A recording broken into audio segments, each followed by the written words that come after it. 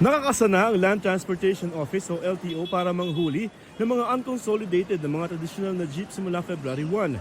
Hanggang January 31 na lamang kasi pwede ang mga prangkisa ng mga tradisyonal na jeep. Nakahanda na rin ang impounding area sa Metro Manila pati sa Region 3 at 4A. Inihahanda na raw ang listahan ng mga rehistradong units para malaman kung sino ang mahuhuli sa February 1. Sa datos ng LTO at Land Transportation Franchising and Regulatory Board o LTFRB, lampas 40,000 ang binigyan ng mga prangkisa sa Metro Manila pero nasa 22,000 lamang ang nakapagrehistro. Kaya posibleng may tumatakbong abot 20,000 na kolorum sa Metro Manila. Either hindi na pinapatakbo or yun nga, either pinapatakbo pero kolorum naman. Pero tingin ng LTFRB wala na sa kalye ang mga hindi nakapagparehistro. Kaya tinitingnan daw nila ay lampas 600 na lamang ang hindi nakakapag-consolidate na mga traditional na unit mula sa lampas 22,000 na rehistradong jeep. Sa listahan ng LTFRB, nasa lampas 300 na mga ruta sa Metro Manila ang may mga hindi pa rin consolidated na mga jeep. Ilan sa mga rutang ito ay ilang biyahe mula at papuntang Divisoria sa Maynila.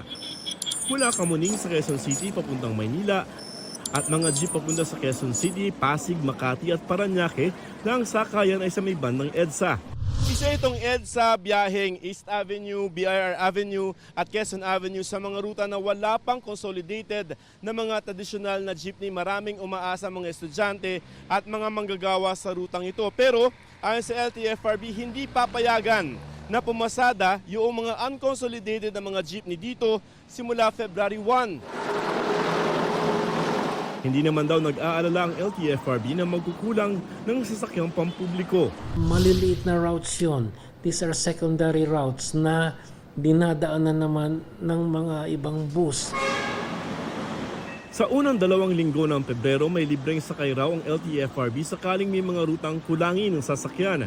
Yung 6 na raang hindi pa consolidated, pwede pa rin daw naman na sumali sa mga nabuo ng korporasyon at kooperatiba. Kung ayaw na talagang pumasada ayon sa LTO, pwede pa naman daw magamit bilang mga pribadong mga jeep ang mga traditional na jeep. Kailangan mo i-drop yung unit nyo sa prangkisa nyo. Kung wala ka ng prangkisa kasi nakansila na o kailangan na kayo magrehistro as a private vehicle. Hindi na niya kailangan i-modernize. Ha? Hindi na niya kailangan. Well, kailangan pumasa ka ng motor vehicle inspection. Para sa GMA Integrated News, Joseph Morong, Nakatutok 24 Oras.